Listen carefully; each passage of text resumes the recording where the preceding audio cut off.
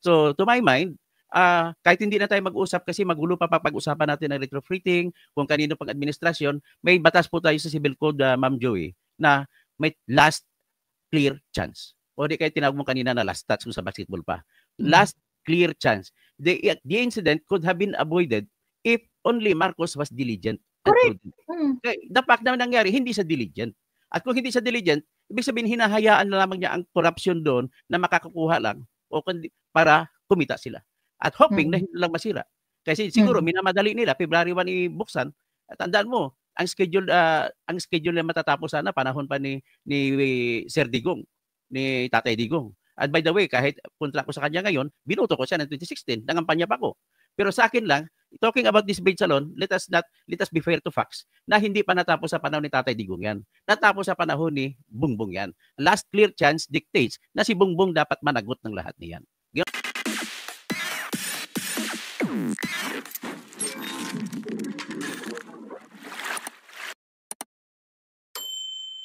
And last, kaya nga yun nga ang resignations. Hindi, DOTR daw eh. Akala ko nga DPWH. Yun nga ang hindi dito kasama diyan ang communication lahat, di ba? Ang laki ng sakop kaya ng wait, pag po pag-alo-aloin. Yung sa PCO, iba po 'yon. Pinagre-resign din sila. Pero yung sa DOTR, I just confirmed here sa news, yung DOTR 400 na engineers ng DOTR. But DOTR would always closely work with DPWH eh. Kasi usually ang project naman ng DOTR technical engineering. Ayun. So sorry, hindi yung DPWH, DOTR siya. DOTR, lahat isa transpo. Yun ang sinasabi ko, kaya nakakatakot din yun.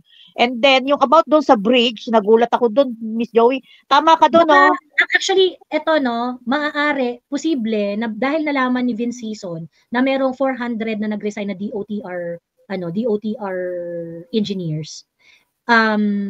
Despite the fact na alam niya na yon, nagpaparesign si Vince Dison ng mga USEC ASEC. Nagpaano pa siya ng sa totoo lang, medyo early pa talaga to para mag-judge siya, no? Ako naiintindihan ko yung pag-judge ng Vince Sison doon sa medyo meron siyang sablay na hirit kasi.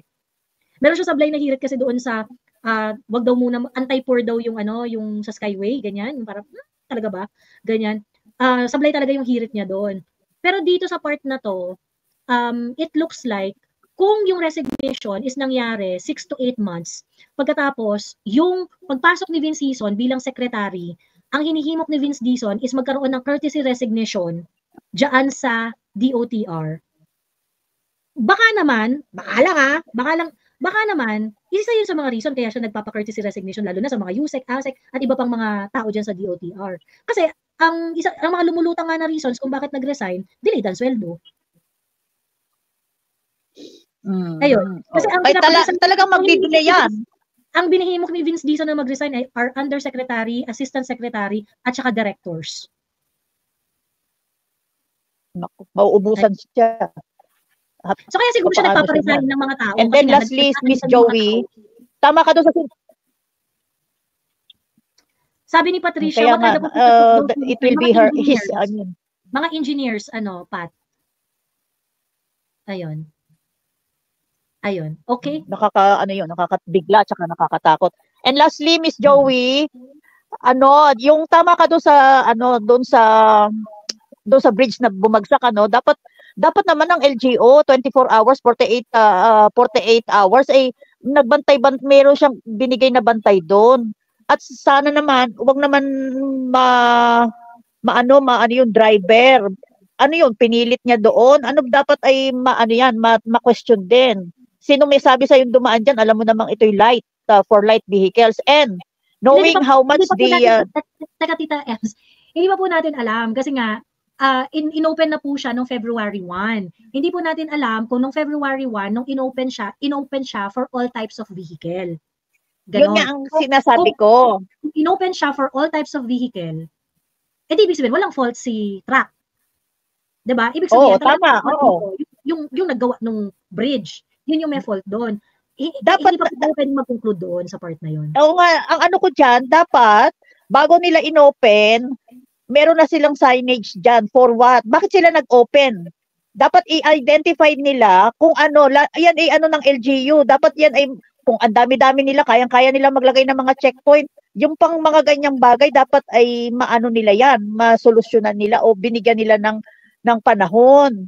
And then, knowing na ganun, napakalaking budget, dapat naman ay ano yan, makita kung anong dahilan at kung meron dapat na managot, ay Yun na nga po, kaya panagutin. magpapa-investigate sila eh. Kaya magpapa-investigate po sila. Yun lang Tita ang Elsa, akin. meron kayong- Okay? Okay, sige.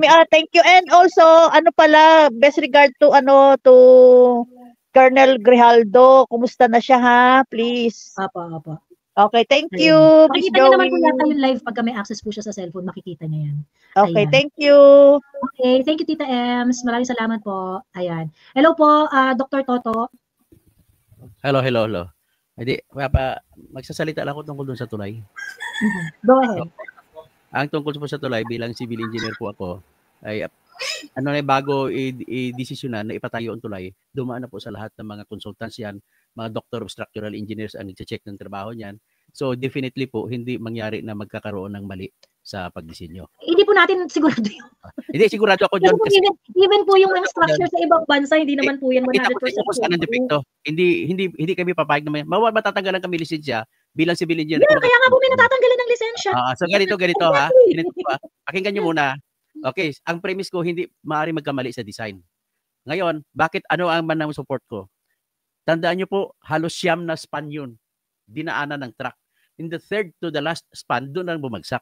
So, ibig sabihin, wala pong problema sa overloading. Hindi po overloading ang problema. Kasi dumaan na siya, kalampas na siya sa 7 span eh. Walang damage.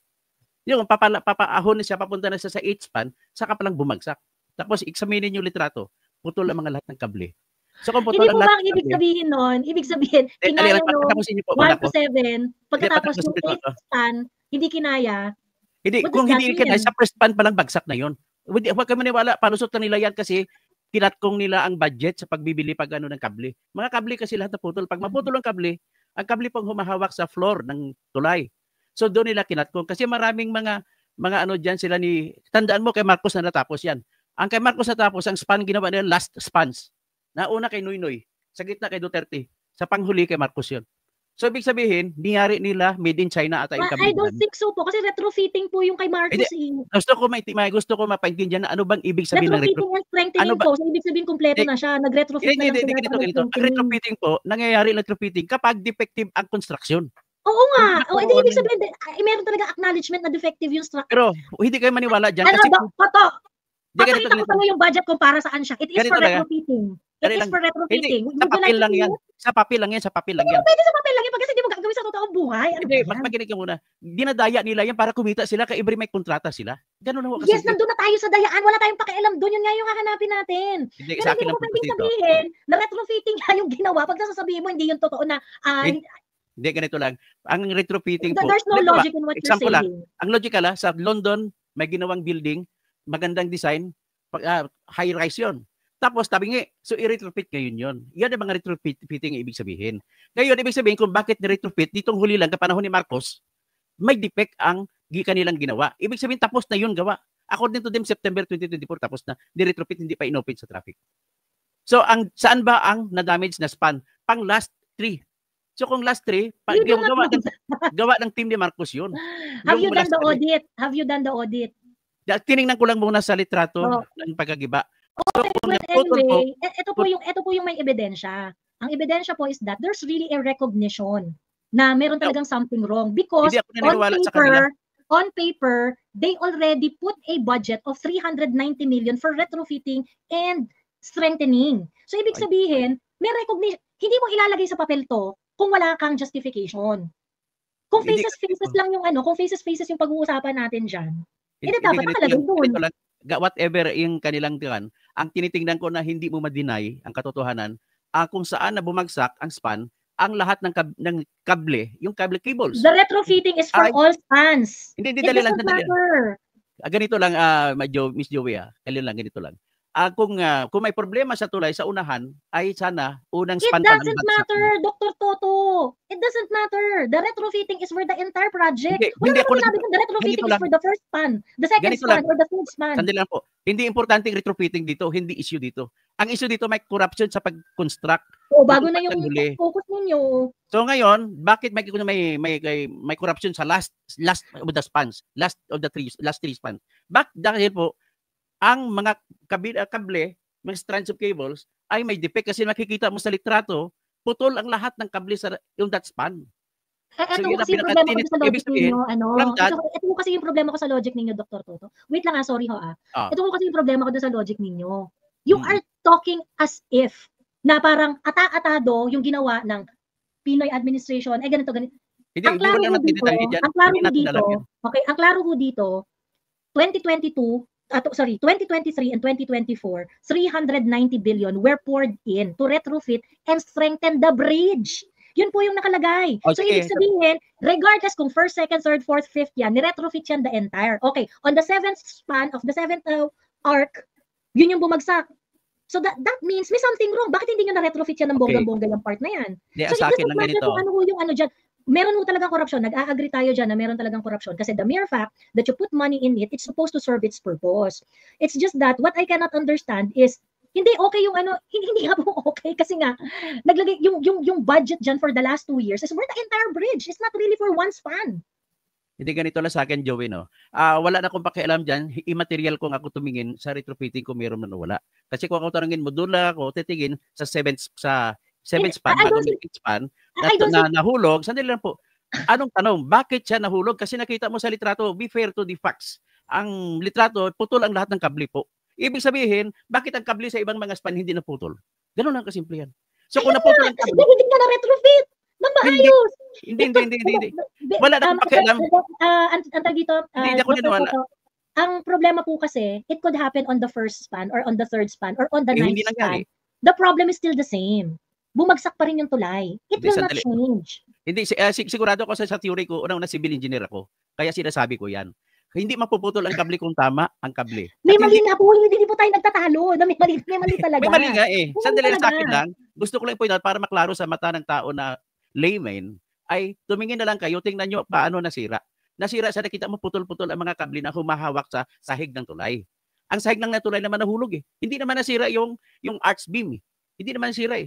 Ibig sabihin maganda yung pagkagawa nun. Yung mga pundasyon ay yung mga hindi namin tawag pundasyon kundi yung poste in between those beams ay hindi naman nasira. Ang nasira lang yung sahig na nahulog. So ibig sabihin ano yung value nung ika-7th? Kasi yung it could happen on the first, ang value on the third. Ang ika-7th, yun ngayon ang mag-prove na may corruption sa pagbibili ng maggamit na materialis. Ibig sabihin made in China siguro binili ni Bongbong. Ganun lang kasimple. Pero kasi sir kahit po mangyari siya sa second or sa first or sa ano. Wala silang second eh. Hindi pwedeng legit na yan. Wait lang sir. Kasi kahit po mangyari po siya sa first or sa second or sa, wala po problema po doon. Wala problema. Wala po problema doon. Ang hindi ko lang po maintindihan, pwede siyang bumagsak at any part. Okay? Pwede siyang bumagsak at any part. And your argument na substandard yung materials is still the same. Diba? Ang ano ko lang po, kasi po kanina, nung nagsa-start tayo, ang sinasabi nyo, inaatado nyo na, hindi, etong last two na to, baka, you were hinting on that na, itong part na to, para to sa ganito, para to sa ganyan, and then, yung last part lang, yung nasira. Kaya nga po, binrot up ko yung fact na yung last works na kinundak dito, sa bridge na ito, is actually retrofitting. So, ibig sabihin, yung retrofitting na yan is for the entire structure. So, ibig ko pong sabihin, hindi na po natin, wait lang po, hindi na po natin dito hindi, sa mga Pilipino na whether sa first siya nasira, sa second, sa third, or sa fourth, the thing is, meron talagang substandard dito. That's for sure. It doesn't matter kung nasa first siya, nasa second, nasa third, or nasa fifth. The retrofitting didn't work. It still collapsed. Ako na magsabi. Okay, ganito lang sa akin, Miss Joey. Sana maintindihan mo ako. Hindi po totoo yung may load limit ang tulay. Kaya nga hindi siya hinarangan ng gwardya. Sasabihin lang ngayon, 102 ang 102 tons ang total weight. At bakit sa 7th lang na bagsak? So sana dapat sa first span pa lang, bagsak na. Kung talagang may load limit. Wala pong load limit yan. That is intended for all types of vehicles and all types of loads. Bakit? Importante po kasi ang papunta sa Cordillera, andan ang lahat ng mga mining. Kailangan ikargahin. Dadaan ang mga truck dyan. Yan ang purpose ng tulay niyan. So, ibig sabihin, ang sa akin lang po dito ay gustong tabunan ng regional director ni Marcos ang kasalanan nila. Sinasabi na biniblame nila sa overloading. May mali ang driver. Hindi ako maniniwala doon. Kaya ang sa akin puntos lang dito is, sa pagmamadali siguro na buksan noong February 1, ay yun, hindi nila natingnan yung 7th may defect pa, yung pang-pitong span. Kaya doon bumagsak ang tulay. Doon bumagsak ang yung mabigat na dump truck. So sa akin lang, in short is, sa kanilang yung mga tao ni Bong, tandaan mo, kung research mo, iba po yung regional director sa panahon ni Duterte. Ibang regional director ngayon sa panahon ni Marcos. O ngayon, sa panahon ni Marcos, ang regional director na nagbibigay ng papaliwanag, tinatabunan nila yung kanilang inefficiency na sasabihin nila, yung truck kasi ang problema eh. Kasi overloading eh. Wala, hindi ako maniwala dyan sa overloading. Unang-una ganito lang po, Ma'am Joey. Sabi natin 100 tons ang truck. Ngayon, ang truck ay 10 wheelers. Ma'am Joey, kapag engineer ka, ang 100 tons distributed dyan sa 10 gulong. So, ibig sabihin, ang binibitbit ng bawat gulong ay divided by 10, ang 100, tag 10 tons lang. Magaan. Actually, yan nga po yung sinasabi natin kanina. Ang argumento ko lang dito, hypothesis ko lang naman ito based on the litrato na nakita ko. Pero kung malalim pang ebidensya nito, makikita mo na pati yung retrofitting ito, yan ay peke yan. Ginawa-gawa lang nila para kumita sila. Ganun lang. Actually po, yan naman po talaga nating, yung first natin na assumption dyan. Kasi, kung Feb 1, sinabi nila, open na yan, and yung, yan nga po yung call natin dun sa kaya yung 390 eh. Yung 390 na ginastos nyo dyan, at yung 1.2 billion, dapat, yung tulay na yan, at the onset, it should be for all type of vehicle already. Wala naman pong problema doon eh. Wala namang issue doon. Ngayon, ang pinupunto lang po is that if they opened it nung Feb 1, did they actually issued a go signal na it should be for all type of vehicle? Kasi yun ang expectations, di ba? Dapat for all type of vehicle talaga siya kasi for 1.2 billion na ginastos nyo dyan, dapat pa all type na siya. Ngayon, kung sakaling hindi, pag hindi yan nila inopen for all type of vehicle at hindi na sila nag-warning, then magkakaroon ng distribution dun sa mga liabilities nila dyan. Kasi, ano yung supervision magfo-fall yung paggamit ng nung bridge na yun? I don't think meron tayong pagkakaiba dito, Dr. Toto, no? Wala naman tayong pagkakaiba dito sa sa issue nitong tulay na to. It's just that at the onset kasi parang I was getting an impression kasi na parang yung trabaho ng BBM administration is something that comes later pagdating doon sa hatian nung yung arc, kasi di ba siyam na arc siya, ay kasi yung 390 is for the entire bridge hindi naman siya for specific arc lang ang masasabi ko lang dyan, Ma'am Joey, alam kong i-discard nila dyan, kunwari lang yan na may defect, magre-request sila for another budget for retrofitting, pero sa totoo lang lahat dyan po ay puro peke yan. Ang inang katotohanan dyan. So ngayon, may construction defect sa 7th span. Yan lang po ang nakita ko dyan. Na, kumbaga lubid, ang kable parang lubid na humahawak sa sahig ng tulay. So ang ginamit nilang lubid ay mahina o di kaya kulang. So yan po ang lubid. Kumakabit po yung lubid sa arch. Yung arch sa parang itlog na kinakabitan tapos hinahawakan niya yung sahig ng tulay. So to my mind, kahit hindi na tayo mag-usap kasi magulo pa pag-usapan natin ng retrofitting, kung kanino pang administrasyon, may batas po tayo sa Civil Code, Ma'am Joey, na may last clear chance. O di kayo tinawag mo kanina na last touch kung sa basketball pa. Last clear chance. The incident could have been avoided if only Marcos was diligent. Correct. The fact na nangyari, hindi siya diligent. At kung hindi siya diligent, ibig sabihin hinahayaan na lamang niya ang corruption doon na makakakuha lang o para kumita sila. At hoping na hindi lang masira. Kasi siguro minamadali nila, February 1 ibuksan. At tandaan mo, ang schedule na matatapos sana panahon pa ni Sir Digong, ni Tatay Digong. At by the way, kahit kontra ko sa kanya ngayon, binuto ko siya ng 2016, nangampanya pa ko. Pero sa akin lang, talking about this bridge alone, let us be fair to facts na hindi pa natapos sa panahon ni Tatay Digong yan. Natapos sa panahon ni Bongbong yan. Last clear chance dictates na si Bongbong dapat managot ng lahat niyan. Ganoon sa akin po. Yun, exactly. That's what we are explaining also. Ayun. Teka lang ha, si Lourdes Mendoza at si Babaylan ng Davao. Wait lang ha, si Draymond kasi civil engineer din daw siya. Gusto niyang mag-comment. Go, Draymond. Hello, Ms. Joey. Hello? Yes, go ahead.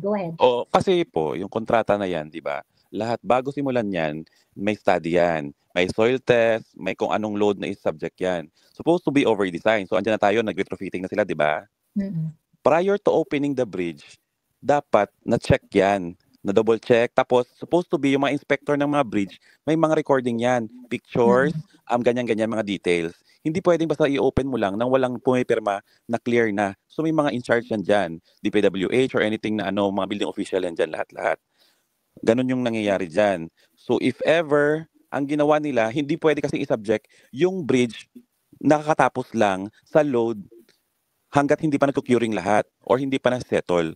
So, binigla nila siguro or hindi Pero nila yung chinek lahat-lahat. paano kaya yun Draymond? Kasi nung Feb 1 sinabi na nila na inopen na nila eh. Hindi pwedeng para lang hindi pwedeng i-open Oo. isang bridge na design para sa lahat, na good for light vehicles, tapos ipabadadaanan mo ng sasakyan. So Agad-agad. pag may dumaan na load, may stress yung lahat ng mga parts ng doon ng mga structure from 1 to 7. So ganun yun. Hindi pwedeng i-subject mo lang sa light kasi bawat sasakyan kanya-kanyang bigat yan. Hindi porket light vehicles hindi natin alam kung anong karga dyan. So, nas-subject yan from time to time, nagkakaroon ng effect yan. So, maybe yung pinakadulo, hindi nila na sigurado or hindi nila natapos ng tama, ginong lang nila. Kaya nagsabi sila na for light vehicles lang. Yun yung possible kasi nag-shortcut sila palagi. Oo. Ganon yung nangyayari lahat. Kasi kung sa labas yan ang... May ano ba tayo? Meron ba tayong parang a statement na makukuha? Nung February 1, they opened it for light vehicles only. Hindi pwede yung ganun, Miss Joey, kasi alam mo, pag inopen mo isang project, hindi pwedeng parang limited lang siya. Oo, hindi pwede kasi mas subject na yung structure sa load. So it means na yung structure mismo. Ang proper assumption, sorry Draymond ang proper assumption really is when you say it is open and completed. Fully operational na.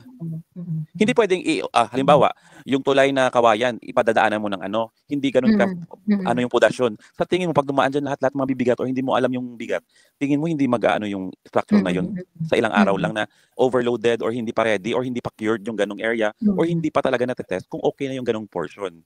So yun yung problema nila kasi minsan doon sila nag-aano kasi nagmamadali, 'di ba? Tapos pinapabayaan nila yung mga testing na dapat yun yung i-secure nila na safety yun eh. Di ba 1.2 billion ang unang prior to that nag-study yan, soil test, may pundasyon. Tapos isa-subject nila kung anong materials ilalagay nila diyan na kaya ang lahat ng load plus may pa yan, may allowance pa yan. So mag-overload yan na declared nila diyan sa pero kakayanin pa rin yan. Ganun yun. Tapos kung mag-retrofitting from there may mali. So nag-retrofitting sila kasi supposed to be, yung nag-contractor nun, yun yung magko-cover ng cost kasi pag nag-contractor ka, susumahin mo lahat, di-design mo, tapos ganyan-ganyan. So, you sign the contract na ganito, specific sa ganitong project. So, pag in-deliver mo, substandard, dapat sisingil yung contractor. Hindi pwedeng kukuha ka sa budget sa government ulit. Kasalanan ng contractor, hindi siya deliver ng tamang specifications doon. Kaya dapat at the time na na-approve yung kasi it seems to me na meron naman talagang recognition na mukhang may problem yung design. Yung mga nakausap ko na builders yun din yung mga sinasabi. Meron daw talagang structural flaw yung entire bridge. So that is why na-allow siya na magkaroon ng mga budget sa retrofitting and things like that. Yes. So exactly, even the Duterte administration also has to do some explaining din kung bakit napondohan siya ng above and beyond dun sa 400. Ganon. Kasi 400 lang yung unang budget sa kanya eh. 400 lang yung yes, pero tsaka kung ako kasi pag once may project ka na bridge na ganun ka mahal, ganun ka you take note kung in the near future ganito ba yung loading, ano ba yung purpose niyan, ilang na yung expansion ng ganitong lugar, papuntahan na anong idadaan doon, ganito ganyan. Dapat naka-specify yan kahit sa pag may project study yan eh. O di ba may pupuntahan yan. Tapos pagdating doon, hindi naman basta-basta sasabihin mo ilang span yun tapos may failure structural. Ano yun? Same sa Iloilo nangyari, di ba? Alam mo yung flyover doon? Kulang sa yun, hinayaan ata ng inspector na hindi na chinek yung yung mga piling works doon kaya bumagsak konti yung elevation ng part ng flyover. Ganun yun. Napapabayaan ng mga inspector minsan kasi yung nag-i-inspect sa mga soil testing at lahat, kontrolado din ng mga politiko. So hindi pwedeng ibagsak, ipasa na kasi bayad na sila, ganun yun. May nag-comment nga dito na isa, sabi niya, isa sa mga problema dyan yung inspector talaga. Ayun, shout out kay mahal na Reyna. Hello. Saka hindi naman inspector, Joey, ang mismo yung yung nasa taas. Kasi nila, inililig na lang yung mga tao na na yan, go na yan. Kawawa inspector kasi mawalan trabaho pag sinunod. Ganun yung nangyayari kahit sa dito sa mga kalsada natin, yung mga tinitibag na kalsada kahit okay pa, ganyan yan. Ayun. Anyway, Draymond, dyan ka lang ha. Lipat lang tayo kay Lourdes Mendoza. Si Lourdes Mendoza is also an engineer. Ayan. Tingnan natin yung ano niya, yung opinion rin niya about the matter. Pakinggan natin siya. Go, Sir Lourdes. Ma'am Joey. Hello po. Thank you at napagbigyan din for the first time. Always watching you, always yung programa mo. From Barcelona, Spain. Ay, hello po. Kamusta po kayo dyan? Mabuti naman. Susugan ko lang yung si Doc Toto. Kapusa ko din pala civil engineer din. Kasi Draymond, mayon yung kuli. Pare-parehas lang kami ng punto de vista tungkol about structures. Kasi bago ako napunta dito, I was employed in the PWH naman from Pangasinan. And I have also experience about bridges. Ganyan. So yung mga bridges kasi, masyadong mitikuloso ang pagka-design ng mga yan. Alam ni Sir Toto at saka si Draymond, bago ma-implement yung mga project na yan, maraming mga structural engineers, mga professionals na talagang mga well-experienced na sa mga ganyan. And then, kami, pag nag-release ng mga approved na ng mga project na yan, well-design na yan na talagang off-implement na yung project. So, well-design yun. At the same time, ang mga rigid structures, ay mga matitindi yung binibigay naming factor of safety. Yan. Kung mangyayari yung mga natural calamities, yung mga yan, at least safety pa rin sila. Ngayon, nagkakaroon lang ng mga problema dyan. Ito na nga yung implementation na, yung paggagawa na. Diyan napapasok yung substandard, yung minsan hindi na i-implement yung talagang number of rebars, yung concrete mixture. So, pagka nangyari yun, talagang ina-assume natin talagang nababawasan na yung factor of safety na inilagay namin. May question po ako sa inyong tatlo, kay Dr. Toto, kay Sir Lourdes at kay Draymond. Kasi 'di ba, just like any project, bago mo i-run yan, bago mo i-implement yan, of course you have to make sure na ano talaga yan, na okay talaga yan, na medyo na talagang ano yan. Kumbaga yung masasagot niya yung ma-address yung mga possible risk na pwedeng ma-encounter nung structure. Ganon. Yes, ma'am. What do you think is the reason why itong bridge na to, despite kasi yun yung parang ano yun yung sinasabi yung tatlo na perhaps it is not really the problem of a structure design, kasi dahil na-consult siya na ano yan, ganyan and whatsoever, then why is it na subject siya to several retrofitting works? Yeah, before yung retrofitting, iyon na nga, yung implementation of the project is the problem. Because maraming nakialam na dyan, madam. For example, I was a project supervisor din doon nung bumagsak yung bridges sa Carmen Rosales. Isa ako doon na na-assign na project engineer. Bumagsak yon noong lindol, yung 1990 lindol. Was out yun. So ibig sabihin, yung bridge na yun kasi masyadong luma na at hindi na nakayang na-i-hold yung masyadong malakas na lindol noon. Kaya bumagsak lahat yun noon. So walang question doon kasi because of yung natural calamity. Hindi yung load ng sasakyan. Ngayon, tignan niyo, madam, yung the whole span of bridges at napakahaba yun, almost 1 kilometer. Kahit punuin mo ng sasakyan yon, traffic, isarado mo, punuin mo ng sasakyan yon, basta well designed yon, maganda ang pagkagawa, hindi yon babagsak. Just imagine yon, kung ilang toneladang thousands of load ng tons yon, hindi babagsak yon. Kung nangyari ito doon sa Isabela, it is a moving truck. Tama yung sabi ni Dr. Toto kanina. That is yung yung 100 ano lang yun, yung 100 tons lang yun, napakagaan yun kasi gumugulong eh. So yun ang pangyayari. So the burden here is yung implementor. So yun na yan, yung topic natin, because of extreme substandard yung pagkakagawa. Yun na yun. So yung factor of safety na nilalagay namin, biro mo naman kung bawat hahawak ibang tao, ibang kurakot. Hindi naman niya binibigay yung dapat na reinforcing bars, yung concrete mixture, napakasira yun. Ang concrete mixture yan is class EE. Ngayon, kung ginawa lang ng kung ano, at sa totoo lang, madam, I have an experience also, yung sa school building nung nasa public highways pa ako. Control ng LGU talaga yan. My first project is school building. Pinatayo yun, ayaw nila akong nandun. Wala kaming magawa as a project engineer, wala kaming magawa dahil control talaga ng LGU yan. Yan ang realidad, kaya nag-resign din po ako dyan bago ako napunta dito sa Spain. Yan ang realidad sa buhay na ang kaming mga empleyado ng gobyerno, wala kaming magagawa dahil ganyan ang katapat mo. Yan ang realidad. Kaya kami tatlo ni Toto, ni Brother Draymond, iisa yung namin kasi kung tanong dito, sino, kung kunwari, okay, let's take it na gano'n na ang tawag dito na hindi sige yung design walang problema. Kasi nanalo na yan, yung design nanalo na yan 2014 pa lang. Exactly. 'Di ba? 2014 pa lang nanalo na yan eh. Ngayon, bakit na-allow siya na mag-retrofit several times tapos same contractor pa rin? Yun na nga yung problema. Same contractor pa rin, 'di ba? Yun nga madam, ito nga yung mahirap nating i-resolve na kalakaran na eh. We have no choice kasi hawak nga nila eh.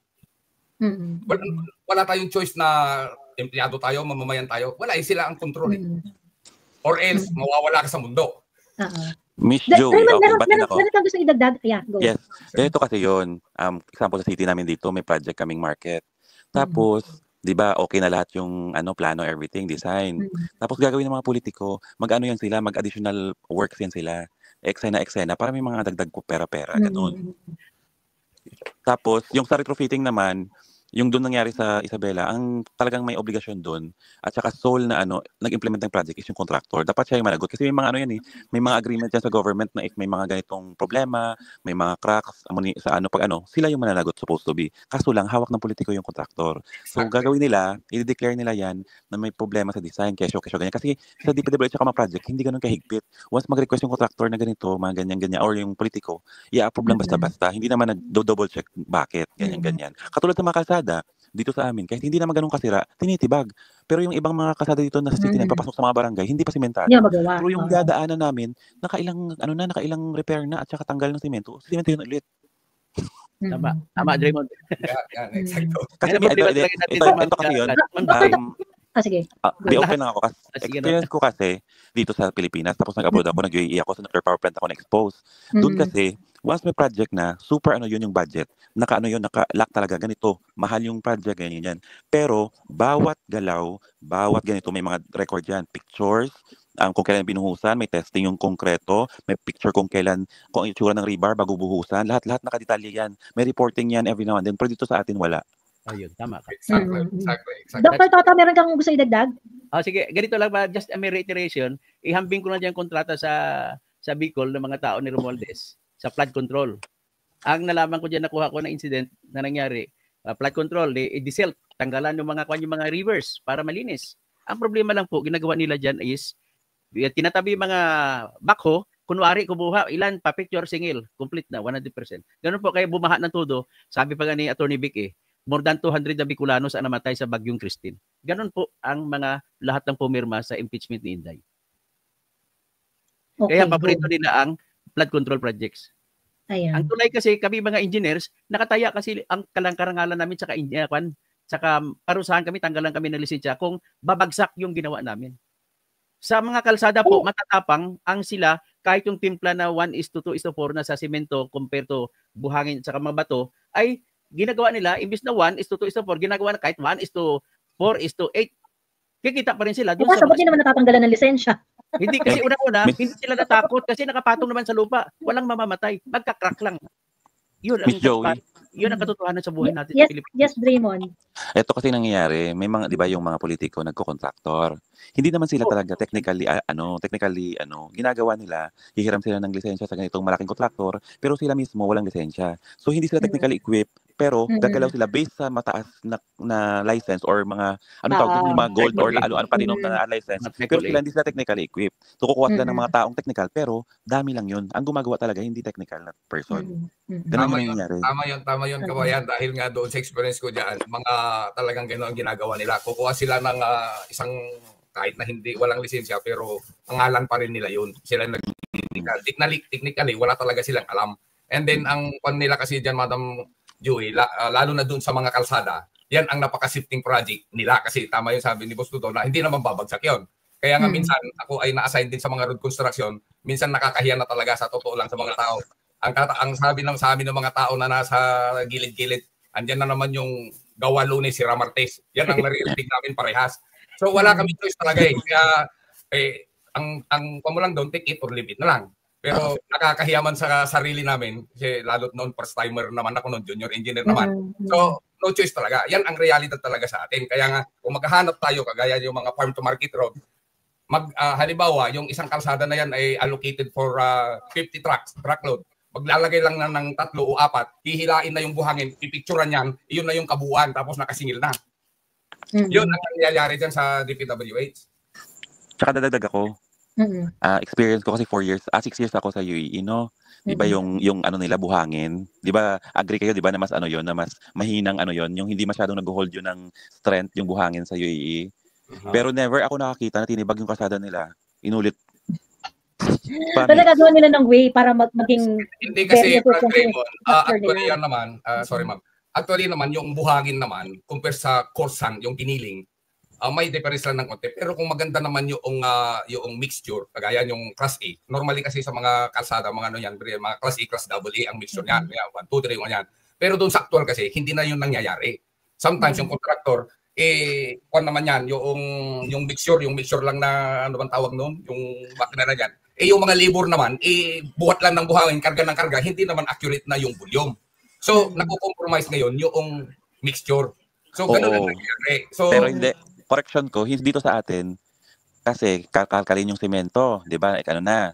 Tapos papaulanan, papadaanan ng mga truck. Siyempre, yung compaction ng ano, hindi na maganda. Tapos bubuhusan. Tapos ilang buwan kakrak ulit kasi hindi na maganda. Dapat supposed to be pagtanggal, kinabukasan, i-compaction, grading, lahat. Tapos within 1 week, dapat tapos na kasi the more siya na-expose sa different types of weather, tubig, hangin, loading na sa gilid-gilid, na di-disturb yung stability ng soil. Dito nangyari sa atin, walang pakialam sa lahat. Yan. Exactly. Ibig sabihin, babalik lang ako saglit, ano? So, ibig sabihin, kasi yung mga nakausap ko, mga builders yun mga contractors yung mga yon. Ibig sabihin, one way of them, and perhaps ito yung sinasabi ni Dr. Toto kanina, no? Na sa papel lang yon, yung retrofitting. Papel lang. At tawag dito na kaya nila nire-request yung it's one way for them to get more funds. Agree. Pera. Hindi, Miss Joey, eto sa amin, sample din, may tulay sa amin dito, matagal na luma. Tapos repair daw, mga 10M yun. Pero ang ginawa, hindi naman ginawa ng dagdag na poste sa baba or structural support. Nilagyan na lang asfalto, pininturahan lang na parang bago daw itsura. O di ba, bongga? Tapos example pa isa dito, yung playground namin dito. Parang 18M ata. Nung maliit pa ako, nakita ko yung mga hayop na yung malalaki yung tiyan. 4 na taon na. Pagkatapos ng project, wala namang high-rise. Puro lang lahat yung mga landscape and everything. 4 years ha. Pagkita ko yung mga hayop na nandun na sa playground, pumayat, tinanggal lang, piniturahan lang. Tapos walang landscaping nangyari. Nilagyan lang ng konting si Forlin sa labas na aesthetic mga siguro mga 10. Hindi naman naabot ng 1 milyon yung lahat. Diyos ko. So, tapos yung palengke namin dito, 5 years na. Hindi ko alam bakit. Baka may underground ata. Pero 1 floor lang naman. Until now, hindi pa na-open. Naka-experience ka, Draymond, to be involved in a bridge project similar to this? Miss Joey, hindi ako naka-experience. Pero na-experience ko yung mega structure sa UAE, yung nuclear power plant mismo. So yung implementation talaga ng project, kung true to the ka sa structural, yan point per point yun, inspection per yun. Kasi alam mo, pag ginawa yung project, hindi mo pwedeng, pag tinabunan mo na yung ganyang kabilyada or ganyang structure, hindi mo pwedeng tanggalin yun kasi uulitin mo yun or mas malaki yung gagastusin mo. Mabuti pang gumawa ka ng bago kaysa i-renovate mo yung isang bagay. So dapat, simula pa lang, parang yung step mo, susundin mo na lahat-lahat, hindi pwedeng shortcut ka. Ganun yun. So, at least alam nyo na yung mukha na sa construction. So, sa totoo na, Miss Joey, kung ikaw maging congressman o maging presidente, first na construction aspect ng gobyerno, kalahati na corruption matatanggal. Actually, Dr. Toto, napag-usapan na to before, na isa sa mga pinaka, kasi hindi naman, paano i-address ng House of Representatives at saka ng Senate yung problem sa construction ng infra? Ang mga contractor sila rin. Kaya nga. Diba? Sila rin. So, dati kung ang construction ng mga national projects is going to be state run, mas maliit yung chance na mas maliit yung chance. Yung mga ganyan-ganyan na mga unnecessary request, yung mga gas, kasi ang magpa-finance at yung mag-oversee ng construction is state-owned. Actually, Miss Joey, yun yung dapat ang gawan nila ng batas, yung paano na-implement yung mga project at monitored yung yung specific na kailangan may documentation, pipicturean yung ganito, bago magbuhos, ganito yung nangyari. Para later on, pag may failure sa structure, hindi masisisi kung man, kundi mismo na may hindi talaga unwanted na situation na nangyari. Kaso lang sa atin, walang documentation. Hindi, meron documentation. Yung per phase, in fact, parang ang ginawa na nga nila dyan, ina-apply na nila dun sa mga malalaking project. Yung parang may certain value na parang, meron ka ng deliverable phase 1, phase 2, ito yung deliverable mo. And then you have to show it. Pagkatapos, mention din, ang problem is, if kung kunwari magbibigay ka ng guideline na, ito dapat i-present ninyo, yung ganung purpose, Draymond, ba, na para malaman mo kung kanino specifically yung accountability mag-fall. Ganon, Actually, parang Miss Joey, like pareho yan. Sorry. Pag contractor ako. So dapat ako yung magsasubmit doon sa DPWH or sino man yung yung sa government. Di ba? Kasi per phase dapat na-complete ko yun. So prior ako before you get paid.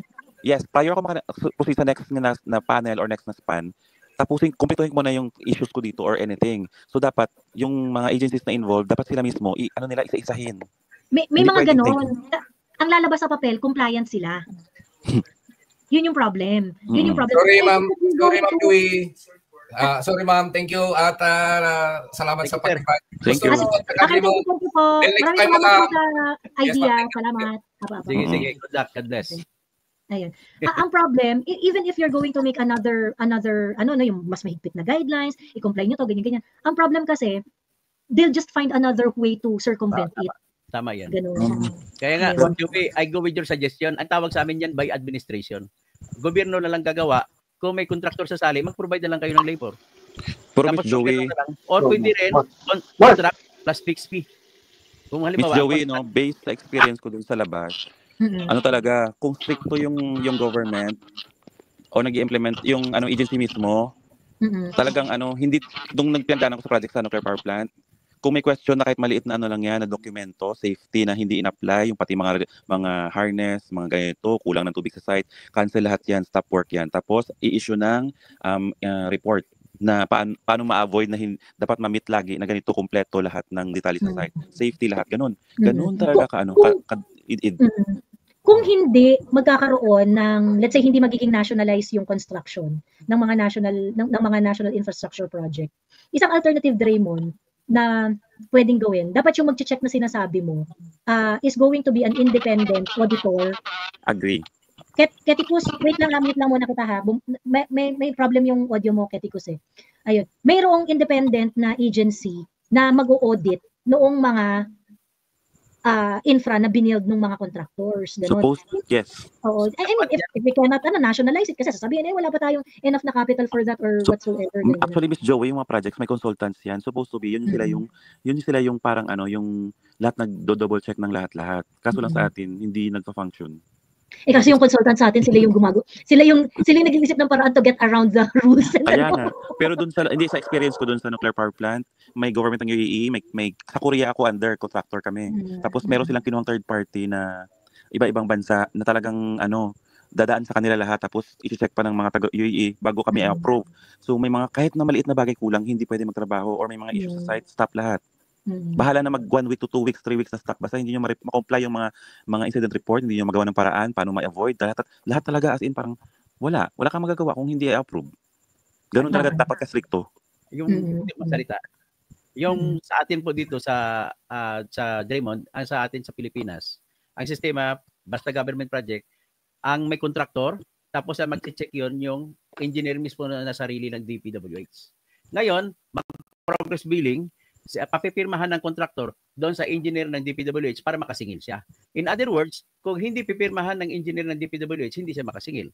Ang papel ng engineer ng DPWH ay taga-bantay. So, halimbawa, claim siya, 10% na po tapos namin. Sasabihin ng engineer ng DPWH, hindi, 5% pa lang. So, para makasingil siya, bibigyan niya ngayon ng pera yung engineer ng DPWH. Kaya, lusot ng lusot. Natanda niyo ba? Yes. Marami pong insidente, may kilala akong isang engineer na talagang wala nang paalam-alam, umalis na sa DPWH kasi tinatakot pa siya, gusto pa siyang patayin. Ayaw niya pirmahan yung koleksyon. Yan po ang problema sa atin dito. Ngayon, siguro na lang, kaya suggested ko, may tinatawag po kasi kami na contract plus fixed fee. Contractor, sali kayo.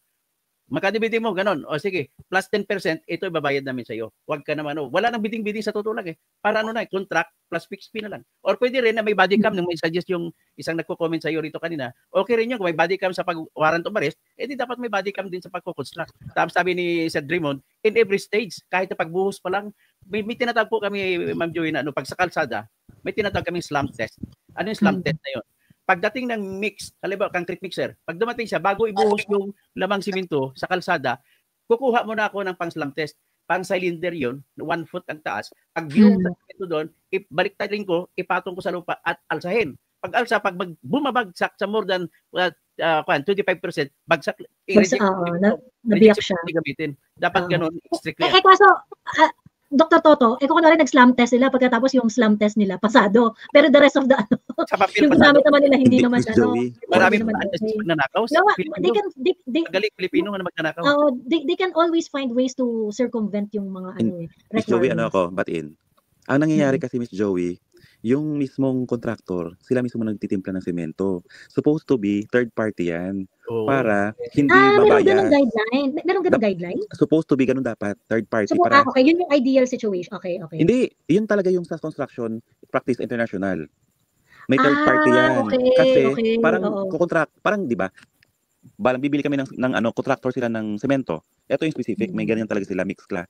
Hindi kasi pag yung diretso na mismo sa contractor na sila gumagawa, si self-serving yung titipid sila ng semento, buhangin lahat. O di pagdating bagsak. May sila mismo may batching plant mismo sarili. Oo. So pangit Kaya, yun. ano talaga yan unang-una dapat ma-avoid yung conflict of interest. Kasi hindi magi-improve yung mga infra natin. Magkakaroon tayo ng mga sobrang dami pang substandard na mga infra. Kung yung mga contractor, siya rin yung congressman. Okay nga. Diba? Ito Sila pa. mag-check dyan. Miss Joey, Diba? ito pa. Oo, pagkatapos yung mga face na kineme na para makasingil ka, i-audit ka ng bongga. Ito pa nangyari, Miss Siyempre, Joey. Oo, kung kunwari ikaw engineer, project yan ni congressman, hindi mo ba pipirmahan na hindi kompleto na 100% na yung phase 2? Kaya nga. Ito Diba? pa